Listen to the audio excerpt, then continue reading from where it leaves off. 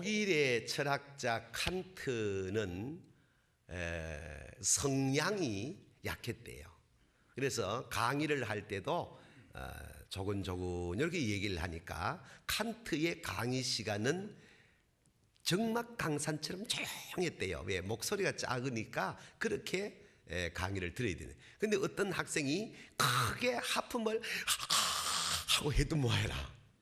70의 나이에 칸트가 정색을 하고, 이 사람아, 하품이 나오는 것을 막을 수는 없지만 손을 가리우고 예를 차려 하품을 해도 되는 거 아니냐라고 호되게 꾸지람을 한 이야기가 내려오고 있습니다.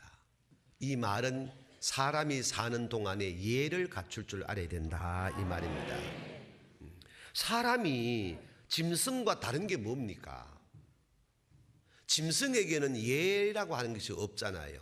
그러나 사람은 아래 위도 알고, 내가 이 사람과 이런 말 하면 어떻게 되고 저런 관계를 가지면 어떻게 되고, 그 기본 예가 있어요. 예를 갖추지 못하면은 짐승만도 못하다, 이런 말을 쓰잖아요. 옛 한학자들이 춘추 좌시전이나 예기를 보면은 예신지간 국지간야라는 용어가 있어요. 저 말씀이에요. 예신지간 국지간야, 이 예라고 하는 것은 저 뿌리 간자인데 원래는 등마루뼈 간자로도 써요. 그래서 사람에게 있어서 예라고 하는 것은 사람의 등뼈와 같다, 척추뼈와 같다. 예가 없으면은 척추뼈가 없는 것처럼 된다. 척추가 고장 나면은 모양은 사람인데 사람 구실 못하는 것처럼 예가 없으면은 그렇게 된다는 거예요. 아니, 나아가서 국지간야, 나라의 등뼈와 같다는 거예요. 요즘 사람들이 예가 없잖아요. 옛날 저희들 어릴 때만 하더라도 마을마다 더불어 사는 동안에 어디 대문이 제대로 있었습니까? 그냥 이 집에 주인이 있습니다 하면은 막대기 하나 딱 걸쳐, 주인이 없습니다 하면은 막대기 하나 걸쳐놓고, 사람이 안에 있습니다 하면은 막대기를 이렇게 바로 세웠단 말이에요. 그래도 누구 하나 남의 것 손대지 아니하고 그저 막대기 하나 갖고 사람이 안에 있다 없다, 없으면은 들어가지 아니하고 사람이 있으면 들어가서 예를 차리는 그런 시대가 있었습니다. 그때는 지금처럼 좋은 옷을 입는 거 아니에요. 좋은 음식을 먹는 거 아니에요. 좋은 환경에 사는 거 아니에요. 그러나 사람 살 맛이 있었단 말이에요. 이제는 사람이 짐승을 걱정하는 것이 아니라 사람이 사람을 두려워하고 사람을 경계하는 시대가 됐으니 왜 이렇게 돼가냐는 거예요. 그것은 사람에게 예가 사라지고 있다는 겁니다. 이미 학교 교단이 무너졌다는 얘기는 우리가 너무나 잘 알고 있습니다. 그럼에도 불구하고 하나님의 교회는 그래도 역사의 마지막 보루라고 하는데, 이제는 교회까지도 예가 사라지고 있다는 겁니다. 아주 극단적인 용어를 써 죄송하지만은 교회에 나오는 성도들조차도 사람답게 살지 아니하고, 미안합니다, 짐승보다 못하게 예의 기본을 잃어버리고 함부로 말하고 함부로 행동하는 경우들이 곳곳에서 일어나고 있다는 것입니다. 고린도전서 13장 5절 말씀에 사랑이 뭐라고 정의했습니까? 뚱껑뚱 띄어서 사랑이 뭐라고 했느냐? 무례하지 아니하며 자기의 유익을 구하지 아니하며 썩내지 아니하며, 이렇게 사랑의 정의를 내렸단 말이에요. 이게 뭔 얘기입니까? 지금 무례하지 않는다, 예가 없이 행동하지 않았다는 겁니다. 그게 사랑이라는 겁니다. 자기만의 유익을 구하지 않았다는 겁니다. 언제나 더불어 살면서 상대방을 배려할 줄 알고, 그래 저의 목회 철학이기도 하지만은 너의 유익을 위한 행동하는 나의 삶이 우리 그리스도인의 삶이 돼야 될 줄로 믿습니다. 잠언 21장 24절 말씀에서도 무례하고 교만한 자를 망령되다 한다, 이렇게 말했어요. 무례한다, 예가 없는 사람, 교만이 예가 없게 만들잖아요. 그런 사람은 망령된 자라고 정의를 하고 있는 거예요.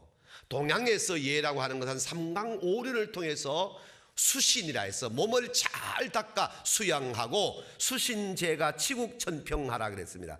우리가 내 가정도 못 다스리고 내 몸 하나 추스리지 못하면서 무슨 사회적인 지도자가 되겠냐는 말인데, 교회는 거두절미하고 예수 그리스도를 통하여 기본 예가 갖추어져 있는 공동체가 거룩한 교회인 줄로 믿습니다. 우리가 잘 아는 서구의 에티켓이라는 말도 있잖아요. 이 에티켓에 담겨져 있는 의의가 뭡니까? 개인의 존엄성, 남녀의 평등, 높고 낮음의 관계를 뛰어넘어서 더불어서 함께라는 개념이 에티켓에 담긴 뜻이잖아요. 그래서 동양의 예나 서양의 에티켓이나 성경이 말하게 되어지는 복음적 삶이나 내용은 같은 맥락에서 이해가 된다는 것입니다. 그러므로 우리는 무엇보다도 예수님을 믿는 성도라면은 기본 예를 잃어버리지 아니해야 될 줄로 믿습니다. 그게 뭐냐? 복음의 삶이라는 거예요. 옛날 얘기지만은 영국 황제가 인도의 고관을 영국 황실로 초청을 했대요. 인도의 식사 문화와 영국의 식사 문화는 다르잖아요. 손 씻을 물이 탁자 위에 이렇게 있었는데 인도의 고관이 앉더니만 그 물을 마시게 된 겁니다. 실수한 거지요. 왜? 모르니까. 그럴 때에 영국 황제가 자기도 같이 자기 앞에 놓인 물을 마셨다는 얘기입니다. 이것이 뭐냐? 예라는 겁니다. 그거 손 씻을 물입니다 할 때에 상대방에게 얼마나 민망하겠습니까? 조용하게 자기도 그냥 그 물을 마시고 식사를 한, 이게 예라는 겁니다. 언제부터인가 우리의 삶에 이 기본 예가 멀어져 가버리고 말았습니다. 얼마 전에 저한테 편지가 한 통 왔는데 이름을 밝히지 않는 장로님이라고 소개하면서 저는 우리 서임중 목사님을 정말 존경하고 사랑하고 목사 중에 목사라고 생각하고 살아왔습니다. 근데 요즘은 제가 실망입니다, 이런 편지예요. 왜냐하면 우리 목사님은 설교하실 때도 목회하실 때도 대인관계도 모두 존경받았는데 총회장을 안 나오신다 해서 정말 신선하다 했는데 서목사님이 70까지 하기로 하고 65세 은퇴한다 해놓고는 또 번복해가지고 또 70까지 해먹고 또 교단장 출사표를 던진다 하더라. 제가 그럽니까? 아니죠. 우리 교회에서는 이미 다 알고 이미 당회도 확정하고 공동이해도 확정하고 그저자는 조기 은퇴를 하고 제 일평생 소원은, 자, 여기는 좀 조심스럽지만 제가 지금 작은 교회 부흥회를 못 다니잖아요. 다 2014년까지 풀로 지금 마감이 됐는데 다 큰 교회들이거든요. 그러니까 서임중 목사가 훌륭한 건 아니지만은 개척교회, 산촌교회, 어촌교회, 저 시골 농촌교회에 거기 계신 목사님들이 저를 하룻밤이라도 좀 이래 함께 말씀을 들었으면 좋겠다고 하는 분들이 얼마나 많은지 아세요? 예. 모르지. 근데 제가 갈 형편이지 못 되거든. 그래 빨리 조기 은퇴를 하고 그저 자비량 부흥회, 우리 교회가 이만하니까 내 생활을 뒷받침해주고 나는 그저 잠만 그저 재워주고 새끼 밥만 그저 죽이라도 먹여주면은 사례비 받지 아니하고 부흥회하고 말씀 사역하고 그렇게 살다가 주님 앞에 설 때면 얼마나 좋겠어. 그게 저의 삶이고 살아온 세월이고 우리 교회는 다 그리 알고 있는데 세상에, 아이 장로님이 세상에 이름을 밝히고 쓰든지 세상에. 제 소망은 오직 여러분도 아다시피 여러분의 기도 제목이 뭡니까? 이 시대의 세례 요한 같이, 이 시대의 사도 바울 같이 세계를 교구로 삼고 사역하게 하여 주시기를 원합니다. 예배 시간마다 여러분이 기도에 왔으면은 내가 그 기도에 응답하여 사는 게 축복 아니겠어요? 왜냐하면 교단장은 하실 분이 많이 계시니까 또 하시고, 저는 또 말씀 사역의 은사를 받았으니까 말씀 사역을 하면 되는 거예요. 할렐루야. 저는 그것이 내 자신이 하나님이 내게 주신 은혜요, 그 삶을 사는 게 복음의 삶이 아니겠는가 생각하고 그래 기도에 왔고 그래 기도하고 가고 있고 여러분도 그렇게 알고 축복하고 있는 것입니다. 할렐루야. 복음의 삶이 뭐냐? 죽어야 마땅할 나를 살리신 하나님. 아멘. 가난했던 나를 이렇게 행복하게 살게 해주신 하나님, 저주의 사슬에 묶여있던 나를 날마다 축복되게 살게 하시는 하나님, 병들어서 고난 가운데 있던 나를 강건하게 하여 하나님 은혜를 찬송하게 하신 하나님, 그 하나님의 뜻을 따라 예수의 복음을 받아들이고 그 복음을 믿고 복음대로 사는 삶인데, 그런 하나님의 마음을 헤아리고, 아멘, 그 하나님의 마음을 헤아리고 그 하나님의 뜻을 따라 살아가는 게 뭐다? 복음의 삶이라 이 말입니다. 할렐루야. 이걸 지금 바울이 강조하고 있는 거예요. 왜냐하면 이 갈라디아 교회는 바울이 1차 전도 여행 때 개척 설립한 교회거든요. 그리고 목회하다가 이거 아니다, 내가 한 교회에 매여서 사역할 것이 아니라 전 세계를 교구를 삼아서 복음 전도 사역해야 되겠다 해서 개나리 보점 하나 둘러미고 말씀 들고 2차 전도 여행 3차 전도 여행 했지 않습니까? 이 갈라디아서는 바울이 3차 전도 여행을 하다가 갈라디아 교회 이야기를 들은 거예요. 그 옛날 바울이 목회할 때 복음의 삶에 충실했던 갈라디아 교인들이 율법주의자들이 들어와 가지고 복음의 삶을 파괴해버리고 말씀 중심으로 살지 아니하는 이야기를 듣고 쓴 편지가 갈라디아서예요. 이 구구절절의 내용이 뭐냐? 이제 말씀드린 그대로입니다. 하나님의 뜻을 따라 예수 그리스도를 믿어서 구원받은 우리가 하나님의 마음을 헤아리고 살아가는 그 삶을 복음의 삶이라 하는데, 모양은 예수 믿는 것 같으나 삶의 내용은 하나님의 마음을 전혀 헤아리지 아니하는 지멋대로 사는 이런 사람들이 갈라디아 교회에 있었기 때문에 이 편지를 써서 그렇게 해서는 안 된다, 다른 복음은 없다, 다른 복음을 전하는 자는 저주를 받는 것이다 라고 강력하게 말씀을, 메시지를 주었던 것입니다. 어디 그때만 그런 줄로 아세요? 지금도 다를 바가 없어요.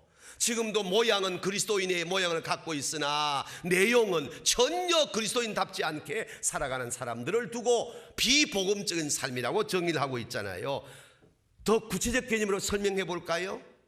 어느 교회 물어나고 요즘은 장애인 부서, 외국인 부서, 소외계층을 돌보고 사랑하는 교회 정책이 어느 교회든 잘 이루어져 가고 있습니다. 우리 교회도 장애인만큼은 너무너무 아끼고 사랑하고, 특히 외국에서 우리 한국 와서 결혼하고 또 문화 가정을 이루고 그리고 또 일터에서 일하시는 많은 외국인들을 우리 교회는 너무너무 잘 돌보고 있습니다. 얼마나 수고한지 몰라요. 그런데 잘 들어봐요. 장애인 일을 한다고 하면서 앞에는 아름답고 선하고 구제하고 베풀고 섬기는 타이틀을 걸어놓고 뒤에는 자기 이속 챙기는 교회, 그런 단체, 외국인들이 한국 와서 살 때에 얼마나 힘듭니까? 영주권 문제라든가 신분 문제가 늘 불안한 분들이 많이 계시잖아요. 그런 걸 약점으로 잡아가지고 돈이나 뜯고, 앞에는 무슨 선교단체 이름 걸고 앞에는 무슨 외국인들을 배려한다 해놓고는 뒤에서는 그런 짓을 하는 사람이 있다면 이게 비복음적인 삶이라는 거예요. 그뿐만 아니에요. 교회 생활하면서 모양은 목사요, 장로요, 집사요, 권사요, 거룩한 옷을 입고는 속에는 세상적인 자기의 이익을 챙기고, 자기 생각대로 안 되면 열내버리고, 자기가 계획한 대로 안 되면 교회야 무너져 버리든 교인들이야 흩어져 버리든 상관하지 아니하는 이런 사람들이 갈라디아 교회의 비복음적인 삶을 살았던 것과 다를 바가 없다는 거예요. 인사시간 돌아왔다, 우리는 아니다. 할렐루야. 깨닫기를 바랍니다. 잘 들으셔야 돼, 잘 들으셔야 돼. 사도 바울이 개나리 뻗짐 둘러미고 복음전도 사역하다가 자기가 목회했던 교회 교인들이 복음적인 삶을 살지 아니하는 이 소식을 듣고 너무너무 안타까워서 하나님의 마음을 좀 헤아려 봐라. 하나님의 마음을 헤아리고 하나님의 뜻을 따라 살아야 복음의 삶이다. 이걸 지금 강조하고 있는 거예요. 6절 말씀을 같이 읽겠습니다. 시작.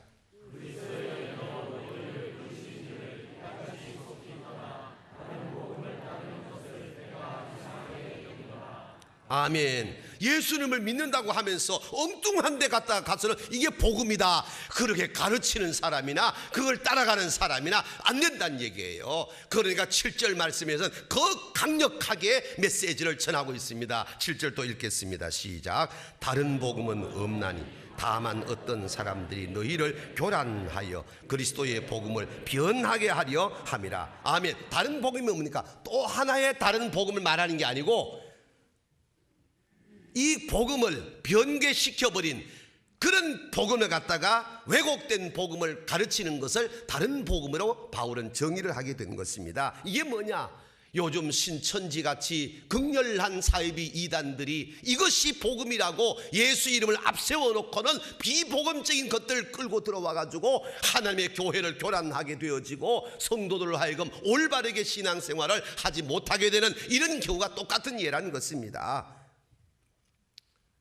어제 오후에 방송을 설교 준비하다가 커피타임 시간에 앉아서 방송을 들었는데 정치권의 기생하에서 보수 진영을 뒤흔들고 있는 5대 선동가가 있는데 정치권에 기생하는 보수 진영을 흔드는 5대 선동가라는 이 주제 아래서 이 시사평론가가 말하는 이 5명의 사람들을 딱 보다가 그거는 바깥의 이야기고 탁 내 머리를 치는 게 야, 내일 설교 제목이 복음의 삶인데 이거 생각할 여지가 있구나.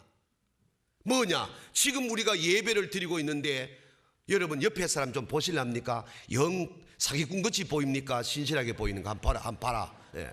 아니 도둑놈같이 보이나 진실되게 보이나?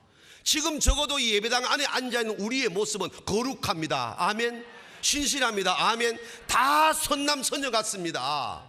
맞지 않습니까? 그런데 어제 그 정치평론가의 말을 대입을 딱 하니까 이거 우리가 지금 여기 예배를 드리고 있잖아. 이 칼라는 정신 칼라는 세속적이면서 지금 이 자리에 거룩한 옷을 입고 앉아서 거룩한 모습을 연출하고 있는 것과 다를 바가 뭐가 있겠냐 이 생각 들더라니까. 탁 치는 순간에 내가 목사인데 그럼 내 칼라가 뭐냐? 정말 내 머릿속에 예수로 칼라가 채색됐느냐? 아니면 세상 것들이 내 머릿속을 지배하고 있느냐? 머릿속에는 온갖 세상 명예, 권력, 돈, 부귀, 영화 그 나라에 대한 소망이나 그분에 대한 개념은 전혀 없이 세상 것들만 가득 차가지고 모양은 성의를 입고 목사라고 이렇게 늘씬하고 설교하고 있는 건 아니냐? 눈 딱 감고 묵상 딱 하니까 나는 아니다. 오직 주님으로 살아왔고 할렐루야.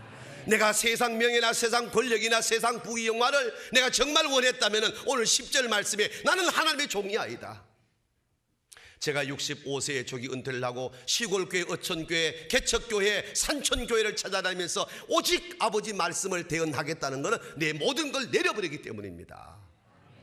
다른 개념 없습니다. 오직 하나님의 마음을 헤아리고 하나님이 이걸 원하신다면 나는 이걸 하고 싶다는 것이고 이 마음 때문에 세상 것들을 내려버리고 살아온 것은 여러분이 더 잘 알고 계십니다. 그러면서 그래 맞아. 복음의 삶이 뭐냐? 야, 이거 TV 잠깐 시청하다가 놀라운 내 자신의 정체성을 새삼 돌아보게 하는구나. 그리고 이 말씀을 내일 꼭 전하면서 우리 중앙교회 성도님들은 정말 칼라가 예수 칼라, 입고 있는 옷도 그리스도인, 할렐루야. 이 모습을 그대로 살면은 교회는 더 부흥하고 편안하게 될 줄로 믿습니다. 할렐루야. 교회에 와서 목사요, 장로요, 집사요, 권사요 온갖 이름을 다 갖고 있으면서 속내는 자기의 이권이나 생각하고 자기 자신에게 이해관계에 주판등에서 득실관계를 따져가지고 덕이 안 되면은 하나님도 없고 목사도 없고 교회도 없고 교인도 없는 그런 정말로 안나무인적인 삶을 사는 것이 아니라 오직 복음, 오직 교회, 오직 성경, 오직 하나님의 영광, 이것이 우리의 삶이 되어야 될 줄로 믿습니다. 대표적인 삶 누군 사도 바울을 보십시오. 사도 바울이 이 다메섹 도상에서 주님을 만났습니다. 주님을 만나기 전까지의 이 사도 바울의 삶이 어떤 삶이었냐? 예의가 없는 삶이었어요. 왜 예의가 없었을까요? 족보 좋지요, 학벌 좋지요, 돈 많지요, 권력 있지요, 명예 갖고 있지요, 부귀영화의 센터에 있지요. 그러니까 인간관계에서 모든 사람이 나보다가 높다고 개념화시키는 것이 아니라 나보다 못하다고 개념화되니까 말이 함부로 나오고 대화가 함부로 되어지고 무시하게 되어지니까 다메섹 도상까지의 바울의 삶은 예의가 없는 삶이었단 말입니다. 예의가 없단 삶을 기독교적 언어로 바꾸면 뭐냐? 복음이 없었다는 겁니다. 하나님을 믿는 사울이었으나 복음의 삶이 아니었다는 것입니다. 그는 다메섹 도상에서 예수님을 1대1로 만났습니다. 만난 그때부터 순교하여 죽을 때까지의 삶은 어땠습니까? 예의가 있었단 말이에요. 아멘. 왜 예의가 있느냐? 내가 사도 바울이 다메섹도 예수를 만날 때에 그의 고백이 뭡니까? 나는 죄인의 괴수다. 나는 만삭되어나지 못한 자와 같다. 사도 가운데 가장 작은 자다. 여러분, 죄인의 괴수가 무슨 할 말이 있어요? 만삭되어나지 못한 팔푸이가 뭐 할 말이 있겠어요? 여기까지는 최고의 자기를 보고 인간관계에서 함부로 대했으나 여기서 자기가 죄인됨을 알고 만삭되어나지 못한 팔푸이 같은 자기를 발견하고 나니까 모든 사람이 나보다가 높이 보이고 존중해 보이고, 그러니까 예의가 갖추었다는 겁니다. 이게 뭐냐? 복음의 삶이라 이 말입니다. 할렐루야. 이 뿌리가 어디냐? 하나님과 나와의 관계가 정상이 되니까 사람과의 관계도 정상되더라. 할렐루야. 이것이 복음의 삶이라는 것입니다. 이 은혜가 저와 여러분의 삶이 되기를 주의 이름으로 축복합니다. 오직 주님이었습니다. 오직 교회였습니다. 오직 성경이었습니다. 오직 하나님의 영광이었습니다. 교회야 시끄럽든 말든, 목사야 아프든 괴롭든 말든, 교회야 깨지든 말든, 교인이야 흩어지든 말든, 그저 내 혼자 좋으면 된다, 내 속내만 채우면 된다, 그러면서도 목사요 장로요 집사요 권사라면은 이거는 갈라디아 교회를 어지럽혔던 비복음보다 더 못된 짓이라는 것입니다. 오직 우리의 중심은 주님이 돼야 될 줄로 믿습니다. 그래서 바울이 마지막 결론을 10절로 짓는 거예요. 10절 같이 읽겠습니다. 시작. 이제 내가 사람들에게 좋게 하랴, 하나님께 좋게 하랴, 사람들에게 기쁨을 구하랴. 내가 지금까지 사람들의 기쁨을 구했다면 그리스도의 종이 아니니라. 아멘. 할렐루야. 이 10절 말씀이 오늘 저와 여러분 우리 포항중앙교회 성도님들의 고백이 되기를 바랍니다. 오직 하나님을 기쁘시게 하는 것이면 끝나는 것입니다. 저 자신도 똑같습니다. 저주에서 나를 건져내어 이렇게 축복된 목회 생활을 하게 하신 우리 하나님 아버지, 가난의 질고에서 진토에서 끌어올려서 이렇게 복받고 살게 하신 내 주 하나님 아버지, 죽을 병 7가지에서 다 살려내서 지금도 온 세계 만방 다니며 말씀 사역하게 하시는 우리 하나님 아버지, 좋은 아내 주셨어요. 좋은 교회 주셨어요. 좋은 건강 주셨어요. 아침이 돼도 즐겁고 저녁이 돼도 즐겁고, 왼쪽 봐도 행복하고 오른쪽 봐도 행복하고, 뛰어도 좋고 앉아도 좋고. 할렐루야. 이걸 내가 아니까 나는 주님만을 위해 살겠다는 겁니다. 오직 그분의 마음을 헤아리고 그분을 즐겁게 하는 것이 복음의 삶인 줄로 나는 알고 있습니다. 제가 어디 70까지 목회한다고 하면 누가 뭐라 할 사람 누가 있겠어요? 법대로 하는데. 그러나 내가 가만 생각해보니까 한번 들어봐. 이건 정답은 아니에요. 보편적 상식선에서 이야기하는 것입니다. 내가 65세에서 70까지 목회하는 5년과 내가 65 딱 내리고 후임 목사님이 이 글로벌 시대에 나보다가도 더 잘생겼겠지, 공부도 더 많이 했겠지, 아멘 좀 하면 더 나나, 설교도 더 잘하지, 나이도 더 젊지, 어느 면으로 보더라도 후임 목사가 5년을 목회하는 요 5년 기간을 두고 내가 판단하니까 내가 5년 목회하는 것보다는 후임이 와서 목회하는 게 훨씬 우리 교회가 부흥된다. 좀 크게 아멘 해라. 너무 어지간히 예의 차려서 그러지 말고, 자, 부흥된다, 평안하다, 우리 교회 후손들이 자자손손 더 잘 된다. 이게 내 개인 판단이니까 내 개인적인 욕심, 명예, 권력 다 내리고 오직 우리 포항중앙교회, 오직 우리 교회 후손들, 오직 우리의 성도들, 그래서 하나님의 마음을 헤아리고 그 마음을 헤아리고 살려고 하니까 뭐요? 고생은 되겠지만 감사함으로 산촌, 어촌, 농촌, 개척교회 다니면서 복음 증거하고 부흥회해주고 할렐루야, 얼마나 감사합니까? 이런 삶을 살아갈 수 있다는 것이 개인적인 나는 복음의 삶이라고 확신하기 때문에 내릴 것 내리고 갈 것 가는 거예요. 할렐루야. 저만 그러겠어요? 여러분 다 똑같잖아. 거두절미하고 복음의 삶이 뭐냐? 다시 설명해 드릴게. 하나님의 거룩한 뜻을 따라 예수 그리스도를 믿음으로 말미암아 구원에 이르게 된 성도가 하나님의 마음을 헤아리고 그 하나님의 마음에 딱 맞추어 드리는 게 복음의 삶이라는 거예요. 그 삶을 살면은 인간관계도 예의가 있는 것이에요. 예가 갖추어지면은 사람답다 이 말입니다. 그러나 이것이 무너져 버리면 모양은 사람인데 짐승같이 산다는 말처럼 그건 안 된다는 얘기예요. 우리 포항중앙교회가 정말 복음의 삶을 연출해서 53만 시민과 이 방송 설교 듣는 모든 분들이 예수님을 통하여 복음의 삶을 사는 은혜가 있기를 주의 이름으로 축복합니다. 할렐루야.